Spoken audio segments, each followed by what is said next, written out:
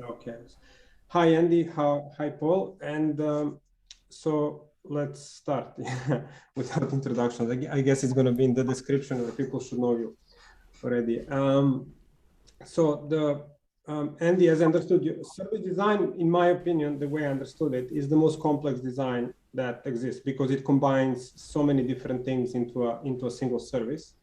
And Paul, you're a brand strategist, and I also understand that as the most complex way to communicate, meaning these are like the most advanced, design and communication strategies, at the moment. And you know, so as you noticed through my videos, I'm very much I'm more and more interested in innovation, and I see these two activities as great support for innovation, but also great blocks for innovation. And I'm very worried that people in your industries, which are also my industries, are kind of blocking it. They don't understand really the power of innovation and the importance of innovation.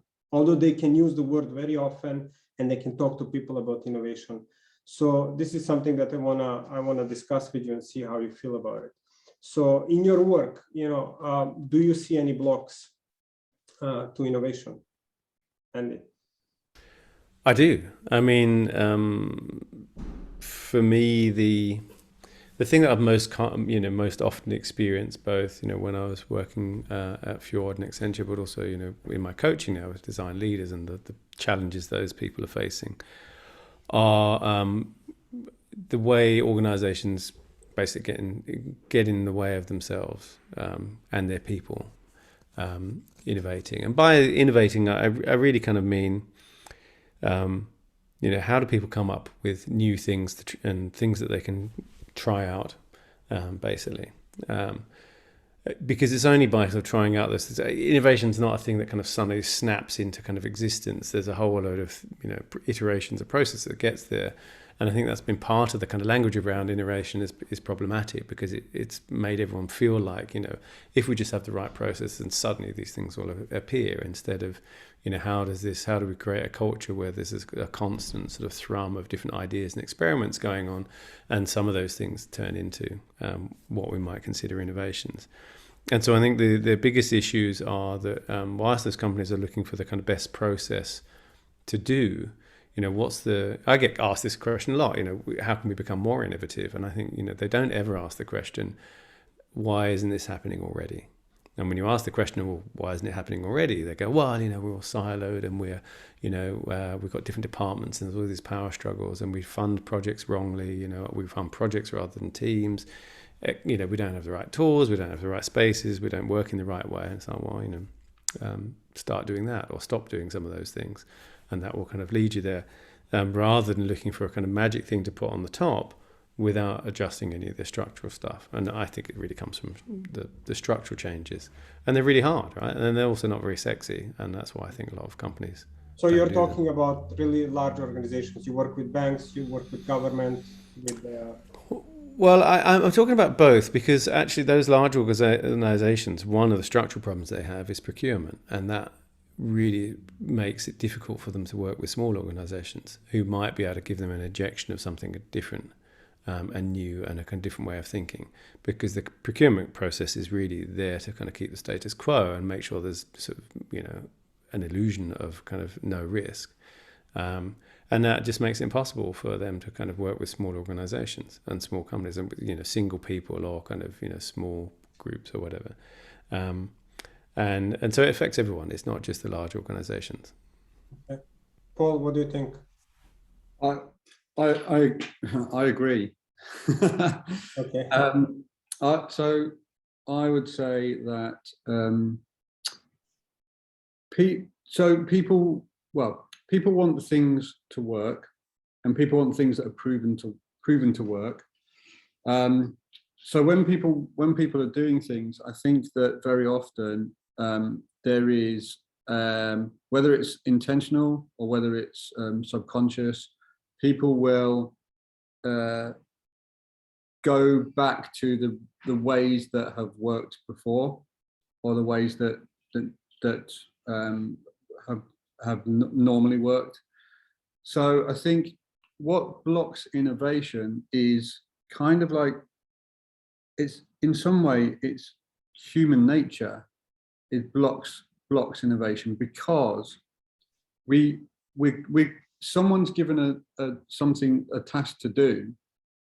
They need to do it, so they look for ways that this thing has been done before and then do it that way. I think that there are few people who actually want to be innovative, and then when people want to be innovative or are being innovative, they're then shut down within a business because that's not going to work or whatever.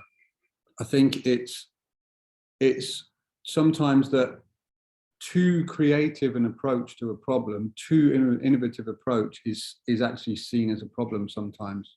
And I think it's just, I think it is human nature, unfortunately. So you think under stress people choose to go through the tested route instead of? I think when people are pressed, that they will go, oh, I could do it this way, I could try this, but something innovative is something new. It's taking a bit of a leap of faith, and that leap of faith sometimes or often is probably seen as too much, and then people just kind of stick with kind of what's worked before. So I think these kind of, and I think as Andy was saying, like innovation, it's not I don't see it as like one big thing. It's lots of incremental things, but it is lots of incremental like leaps of faith of doing something. So yeah, it is difficult to process that, and I think sometimes maybe smaller businesses are more innovative because they don't, maybe they don't have as much risk because there's less sort of money on the table or whatever. So yeah. Well, how would you rate? I don't know if you can answer this question. Like, let's say that if on a scale from 0 to 10, like 0 is someone who really doesn't want any innovation, like everything has to stay the way it is, and 10 is, let's say, someone who's gonna die for innovations, like gonna attack it, all risks, everything, doesn't care, just innovation, like there has to be change, I'm gonna give my life to change. How do you, I mean, besides people talking about innovation, what I notice, a lot of people talk about innovation, they use the word, but they don't have that attitude, like we need to make a change. I'm going to change the way I behave. I'm going to change the way my team is working. So how would you rate people in your industry or people that you work with or clients or, on that scale? They're all over that scale, I think. I don't know if I can kind of put them on. It goes back to kind of Paul's point. It depends on where they are in that business, and there's quite often there's like an inverse bell curve, right? I think, a lot of people at the front lines of an organization who experience the problems, they have to, particularly like customer service and stuff, but, or whatever it is, it could be people, nurses and doctors and stuff, know all the things that are problematic because they experience them every day as daily problems and irritations, and often, have great insight into how things could be done differently. And often then the people at the top wish for innovation, like the CEO, whoever that is. But there's a kind of there's a sort of dip in the middle where there might be the talk and the kind of lip service to innovation and the desire for it. But what that actually means in terms of both people's lives and careers in an organization, particularly in a large organization, and what it actually means for the kind of change that has to happen is not very appealing. And it's just, so it's a sort of confluence of things. So one thing is, I often think of kind of, C-suites sitting around a table at the top of a mountain, and they were discussing about kind of how fantastic innovation would be, and we should get all our departments and whatever to work together, and they all agree and go, yeah, we should do this. And then, but on that mountain, if you imagine lots of kind of ridge lines down from that mountain, there's lots of mountain ridges sort of coming down from that mountain. Each of their sort of vice presidents or whoever the kind of person is, a couple of rungs down, they're nearly at the top of that. They're nearly at the kind of C-suite table, and they're right. They kind of climbed all the way up this ridge. Their counterpart is on the other ridge, from another department. And down in the valleys are all the people actually kind of doing the work. And they don't even see that there's other people in the other valleys and stuff. And what you're saying to those people often at those next couple of, that sort of middle management rungs down is, oh, you know what, you need to kind of change now. You need to change direction. And they kind of look across and go, well, I've spent my whole career getting up to this point, and now you're telling me I have to go somewhere else. Or you're telling them that your people have to work together, and they don't even know of each other's existence in those kind of valleys. And that's partly a thing, right? The sort of the siloed structure, or the kind of organizational hierarchies and structure, and the motivations for people to actually work together, to have some kind of professional humility, to potentially become no longer experts. We're going to use a new process or work in a different way, which means you're no longer kind of an expert, but actually you're a beginner at this process. All of that's incredibly challenging to people individually, and the collective sort of systems effect of that is a kind of stasis. And that's what I meant by a lot of those structural things, from HR, procurement, finance, facilities. All of those things are there in place in large organizations to maintain the status quo. They're doing their job, which is, because the status quo is supposedly less risky. But of course, then what happens is they get disrupted, right? Because the status quo at some point becomes really risky, and they can't change, as we all know. So that's kind of one thing. There's a whole bunch of other stuff that's in there around, particularly with public companies, about how they're financed, about kind of quarterly reporting cycles, about return on investor, investment, and all of that kind of stuff that conspires against all of that too. So there's an enormous lot of kind of systems inertia in there that prevents kind of a lot of change really happening. And so depending where you are in that organization will depend on your kind of appetite for actually going through it, because it's you're potentially changing a lot. And I talked before about the illusion of risk, or the illusion of not having risk. There's what you're kind of facing with any of what we're all talking about, and why it's lots of little incremental things, is actually less risky, right? Because you're gaining confidence that this is a good idea and getting there. But in a lot of organizations, the mentality is, we kick off a project, we decide what this project's going to be, and then it's going to be executed. And by that point, it's just on rails, because the system of the organization just kind of puts it on rails. It's very, very hard to, if you've invested, there's this sort of fallacy of sunk costs. If you invested 2 million or 10 million in something, it's very, very hard to say, do you know what, that was a bad idea, we're going to stop it, we're going to kill it.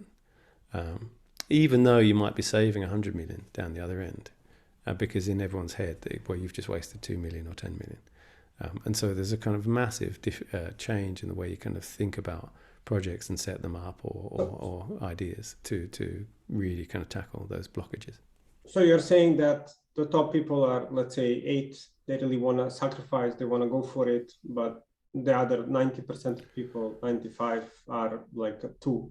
I don't think the top people, quite often I don't think it's rare to see a CEO who's willing to, kind of bet the farm, as it were, to really go for, because they've got a whole bunch of other responsibilities, but like I said, in large organizations to shareholders. We have this idea of kind of CEOs as like captains of industry, as if this is a person kind of sailing a ship through stormy waters. They're much more like someone kind of riding a greasy pig, hoping not to fall off in their tenure of that kind of organization, right? And they tend to get a golden handshake if it's the company's on the way up or on the way down anyway. I think in smaller organizations, what's tougher is it really is betting the farm, right? So larger organizations get so big that it's incredibly, the super tankers, incredibly hard to turn them around. Smaller organizations, well, it's existential. If they fail, then that's it, right? Yeah, but what you're saying to me is a bit scary, because I see the world is, I mean, the way we talk about innovation, and sorry, Paul, I'll ask you as I finish, make my point so the 10 years ago, okay, we could say some companies don't have to change, it's fine, you know, like there's someone else is going to do something else. But I mean, I'm listening about this COP26 all the time, about this stuff, and it's like, it's getting, you know, scarier and scarier, you know, so at the point where, okay, everybody has to change, you know, so that's what scares me, you know. Paul, how do you rate people, you know, in your industry or your industry in general? Are they diehards for innovation, or like, let's talk about it but leave me alone? In my industry, so in brand strategy, well, I don't know actually, because I was going to say that, like, you know, of course everyone's into innovation because that's what they're about. But I don't think that's actually true. I think, again, as Andy said, I think that there's all types. There's people who are really innovative, who are really, you know, there's people who, like, say, for example, doing brand strategy. There's people who are looking at things like fandoms. So fandoms is a thing to do. And they've just chucked everything into this fandoms, and fandoms are, you know, the fact that you know, the creator economy, and this is the future, and so they're putting everything into this. But then there's other people who are the total opposite, who are just saying, no, you know, it's all about, you know, the 4 P's of marketing. It's all about segmenting and targeting and positioning. It's all about this. There's people who want to just do it the way it's always been done because that's what works and has been proved to work. There's people who are just saying, no, we've got to rip everything up and do it differently, totally. Now, you know, I think that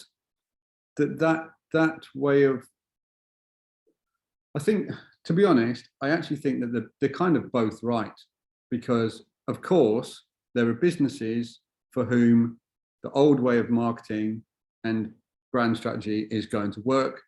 There's businesses who are just changing the game, got a very specific audience, and they're going to, you know, they need a different approach, and the old way just isn't going to work for them at all. Yeah. So, but just to clarify, what I'm talking about, not innovation and change in the industry itself. I'm thinking, how much do we support? For example, how much does our work support the climate crisis? You know, I mean, fight against the climate crisis. You know, because what I notice is that, you know, there is all these marketers and experts on Twitter and everywhere, and, you know, they say smart things. They're very impressive, and suddenly I see them sharing the cheapest Coca-Cola. You know, as soon as Coca-Cola does a new thing, everybody's jumping on it.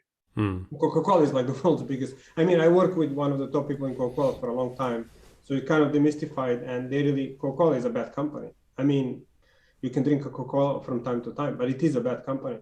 And I see all these, like, hundreds of people. I mean, they're always going to talk about, yeah, sustainability, climate crisis is bad. And then suddenly Coca-Cola has, like, we're going to do now a new bottle design, and they're all sharing it, like, for free.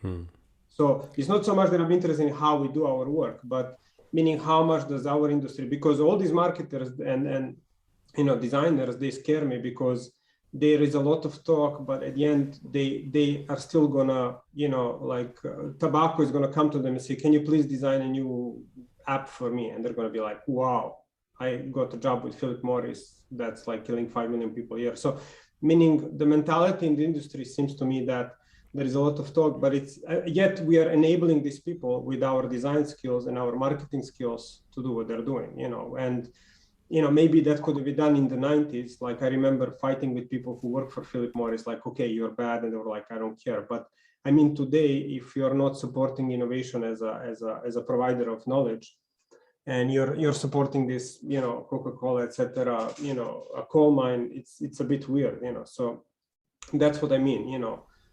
How can our work actually support the change that is needed now, clearly needed, you know? Like, for example, my question to you is like, how can we change Philip Morris, for example? You know, okay, there are employees there, they need to get the money, and but how can we change them so because I don't see them innovating. Since I think that though that's a sort of almost a slightly too easy target. I think it's I mean, Coca-Cola in that sense is a kind of better example, or a supermarket chain in the UK or whatever.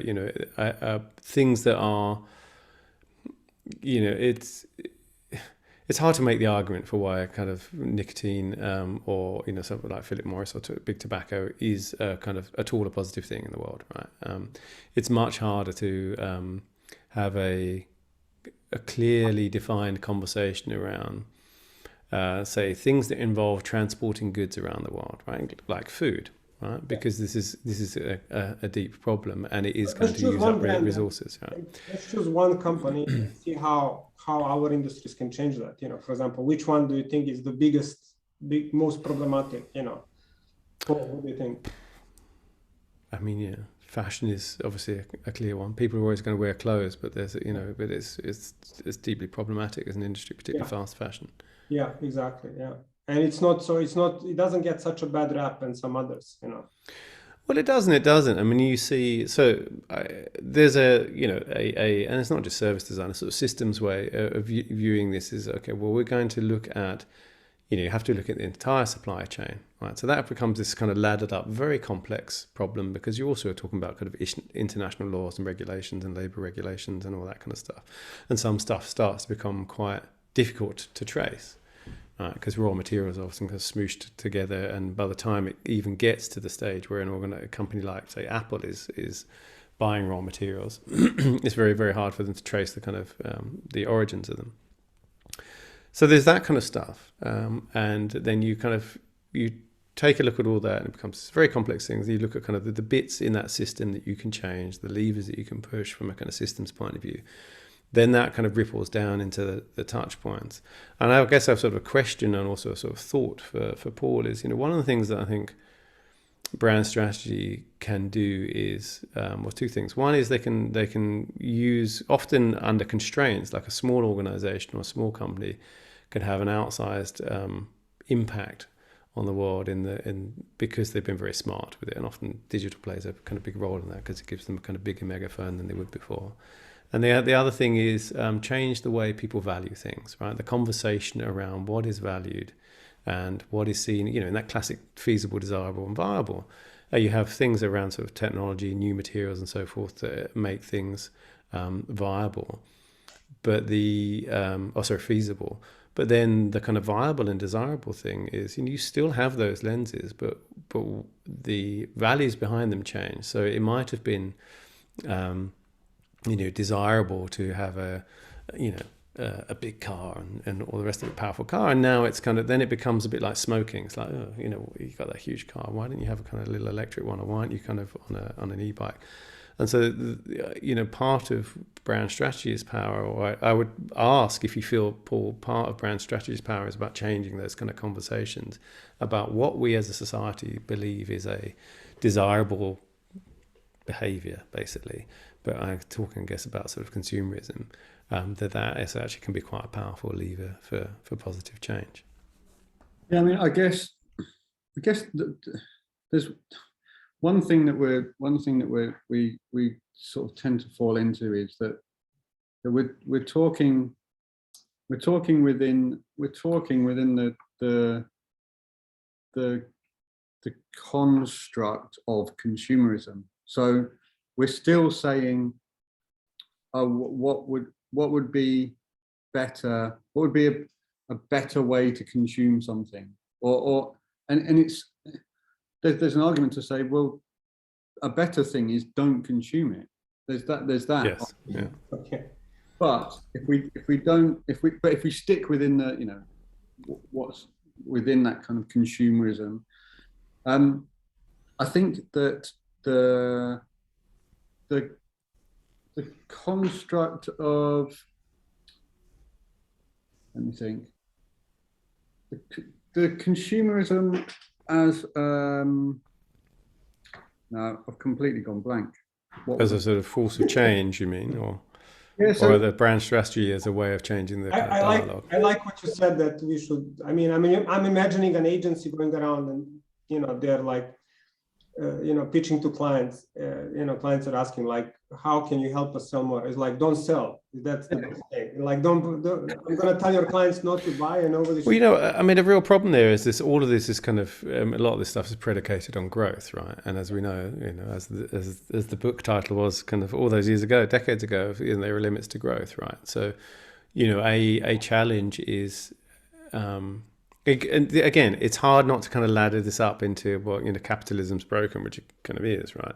But of degrowth, for example, how does an organization, how's a company either how does it become kind of okay for an organization not to grow anymore, or how do they shrink in a coherent way, and how's that kind of a positive thing? I didn't think about that. That they move. What I'm seeing now in my head is like moving from physical to digital more, where there is less pollution. Yes, but no. I mean, digital has a massive footprint as well, right? So it's not it's just hidden, and in some respects it's worse, because it's hidden away. All those kind of hundreds, thousands, millions of photos of unwatched. He's sitting on. It's still, the cloud is still computers running somewhere. Someone else's computers running somewhere, right? But it's easier. It's easier. I think the problem, for example, with blockchain, it's easier. People measure it, so they know how much it is, and it's very hard to figure out how. And it's also easier to replace, like an electric car. It can get electricity from coal, but it's easier. Like once you fix the car, then you can start fixing other things. For example, if Dolce & Gabbana is making. They're not making fast fashion. If they're making t-shirts, they're polluting. But if they're making NFTs of t-shirts, there is some pollution, but it's much easier to solve than them creating demand for millions of t-shirts. Well, yeah, but the NFTs and blockchain are a whole kind of other conversation about whether it makes sense to have something that is a made up, a fake constraint, which it consumes enormous amounts of energy to uphold, to encrypt and decrypt and mine. I'm not sure. Blockchain is not a kind of environmental savior. Yeah. But anyway, it's Paul. That's your job, to switch people from to buy less, to use less. Well, but I guess that's the point of brand strategy. The point of brand strategy is to make something more appealing. Now, I think what we could say is we can say, right, okay, traditionally brand strategy has been used to make things more appealing, right? We know that. But can brand strategy be twisted to make an idea more appealing, to make a way of thinking more appealing? So the simple thing of that, in simple terms, we're trying to make this this. I'm trying to think that, because it gets so wrapped up in the fact that is consumerism like a bad thing? So you kind of get really wrapped up in you. If you're not careful, I'm just going deeper and deeper and deeper into a rabbit hole. That it's like, right, well, capitalism's broke then, and it's a really difficult one to try to navigate, because you know that in terms of brand strategy, we can make something better. We can make something more appealing. And in terms of the COP and all of the things that have come out of that, I think that we can, do you could do a campaign around changing behaviors, changing people's behaviors, changing what people think is a good thing.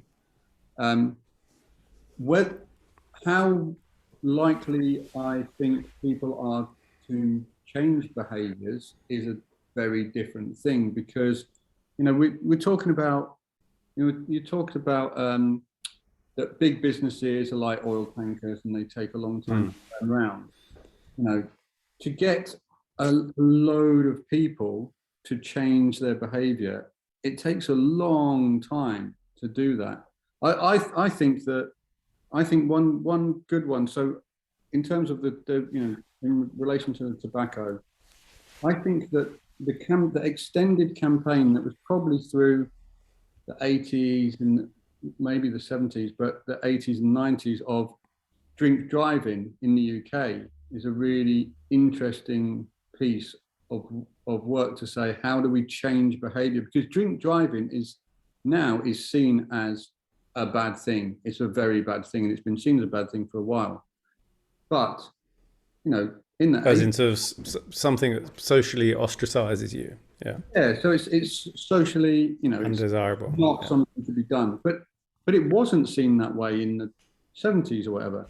Yeah. So that was something that was, how do we change people's mindset of this thing? Now, how do we change people's mindset of what they do in terms of the planet, in terms of the sustainability?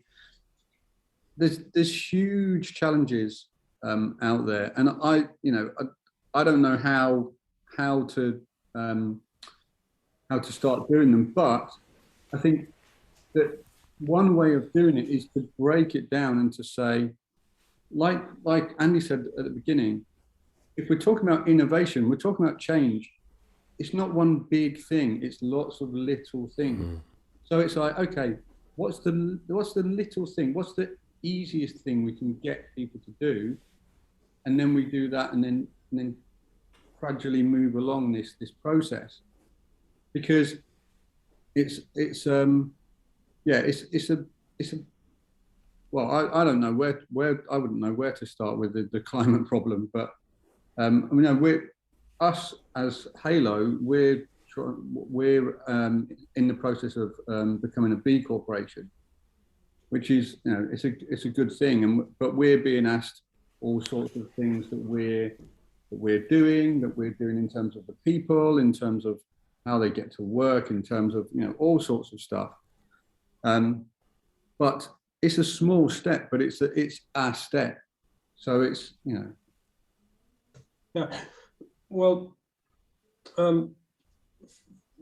what I suspect is that what I said before with people, just jumping to the Coca-Cola thing is like, it's okay, brand strategy and has capacity in service design or system design. They have capacity to change the inside the company and the customer behavior and expectations. So they deal with those two things. So those are let's say we cover 90% of the society, through this kind of invisible activities. To regular people, they don't even know how that works. They don't know these things exist, but we have the power. I mean, you guys have the power in your industry to change that.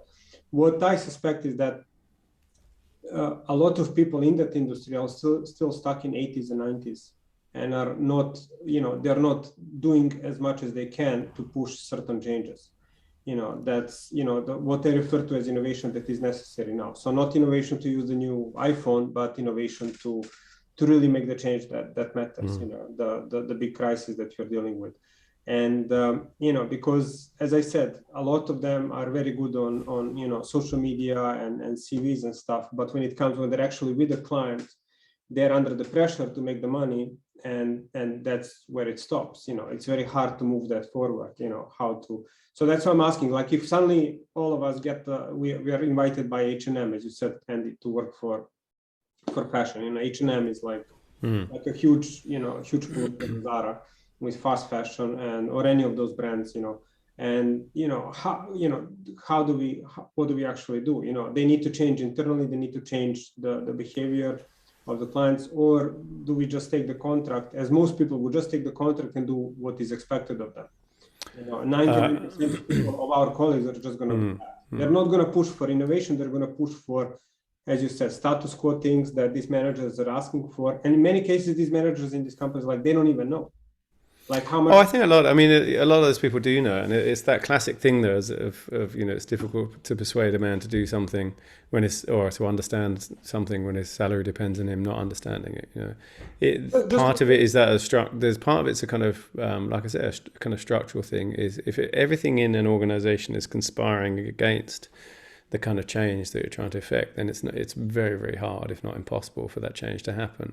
And so there's a mix of stuff that has to happen. And the same is true with sustainability. There's lots and lots of small acts that create the problem, right? Every time I take the car when it's somewhere I could have just cycled, or every time I can't be bothered to go and find the recycle bin and I throw that bottle away, and so or every time I decide, I don't really want to spend that much on a t-shirt, I'll go and get kind of 10 of those $3 ones from H&M or whatever.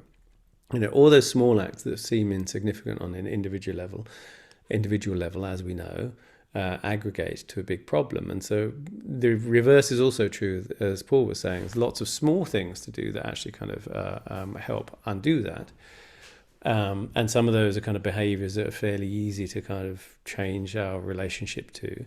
Some of those are things like, instead of the kind of product desire, you switch to what we call service envy, which is I want to have that access to that service. I no longer need to kind of own those things, and cars are the kind of poster child of that, of like car sharing and things.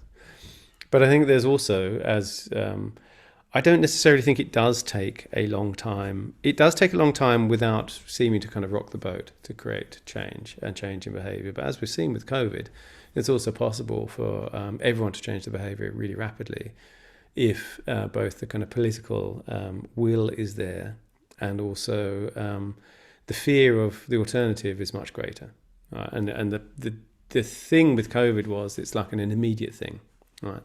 It was a very clear, sort of relatively clear cause and effect, at least once people got used to the idea of what exponential growth actually was, because that's a kind of a concept I think a lot of people didn't really kind of find it quite hard to understand. Then sort of change started to happen, and actually small changes like social distancing, and now of course vaccination, but social distancing, wearing a mask, and all those kinds of things, and hygiene. Those small things had a big effect, and that small thing, the virus itself, also had a big effect. And you can see this really clear relationship between the sort of macro and micro.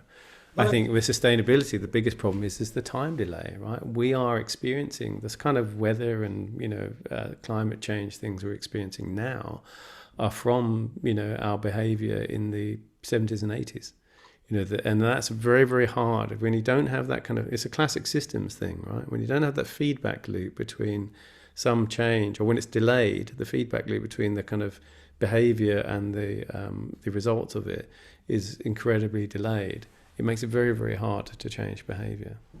Well, my understanding of now is that it's worse than before when it comes, because vaccination before didn't have any resistance. Basically when they were, they would just go and vaccinate like 100% of people. It's the first time in history that innovation like vaccination is like, there is like resistance. There are people who are questioning. Also, when they figured out the problem with the ozone hole, they fixed it like within 2 years or something. And now with climate crisis, they're discussing for decades, because they figured out that once that before scientists saw the problem, they put regulation and it closed the businesses. And a lot of businesses failed because they had to change the chemicals and stuff. And then they got scared, and now it's becoming more and more difficult. And there is much more resistance to innovation. There is enormous resistance to innovation now, like by big brands as well. But it's the same problem over and over again, which is, wanting your cake and eating it. Everyone wants the change without the change. Now, I would love to have a body like Chris Hemsworth, but I don't want to go through the kind of torturous routine regime that it would require for me to do that. I just want the shortcut, and that's not possible. And the same is true of innovation across the board, right? Which is, we want to be more innovative, we want to do these things, and you say, okay, we have to change the way you work. So everyone wants to be Apple without becoming Apple, right? That just doesn't work. Okay, so we're running out of time. Paul, anything to add? No, I think the Chris Hemsworth was that was how to finish it. I thought that was an excellent. Yeah, but he had a shortcut. Yeah, he's not. He takes less work. I mean, genetics, maybe something else. Sure, but I mean, I always think this is a really interesting example because there was a documentary about Daniel Craig sort of becoming Bond the other day and stuff, and he had, and of course, if you are going to be, if someone said to me, you're going to be in a movie with your shirt off amongst millions of people on a kind of huge cinema screens, I would have and we are going to give you a personal trainer who's going to look after your diet and your training every day. You have both the focus of that personal trainer and support of it. Plus you have the enormous anxiety that is the motivator of kind of thinking, I don't want to be kind of emerging from the waves with a kind of pot belly as James Bond. You have a huge motivation to kind of change. And I think those two things, which is kind of focus and get rid of all the kind of other stuff and motivation, are the two things that are really kind of important for any of that kind of change to happen. Plus habit, right? I think there's so the fog. There's a fog behavior model. There is, yeah, BJ Fogg, yeah. Which is on. That says you need three things to encourage a desired behavior, and that's motivation, ability, and prompt. And it's right. You know, that's what you need. You need that motivation, but if you've not got if you can't actually do it, it doesn't matter how much motivation you put in. You can't do it. If you really want to do it, but you're not motivated, or you can do it. So Andy can, I assume, could go and train and build himself up. There's the ability is there to do it. Is there the motivation? No. Okay, let's stick him in a film. Right, now there's the motivation. It is true. Those three things, motivation, ability, and prompt, are fundamental. Yeah, and that's what I mean by when we say capitalism's broken. That's what I mean by there's many things that conspire against it. There's many motivations in the other direction, right? For not making any real change. And it's there that I think you really have to kind of work on things. And of course, that's where politics can play a role, because you change the regulation of something, and all of a sudden you've got real motivation for change. Yeah. I think that's one of the problems, is that we've got big business so influential in politics. Yeah.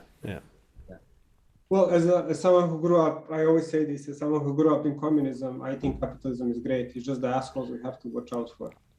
Well, that's true of life, right? I would never blame capitalism. It's just like, you own a house. There is no problem with that, with owning things. That's how I see capitalism. I'm very primitive with this. I don't subscribe to this like higher narratives. It's like, you can own it. No, but but it's also financialized capitalism. That's the thing I think I'm complaining. It's not what it was kind of even sort of 50 years ago.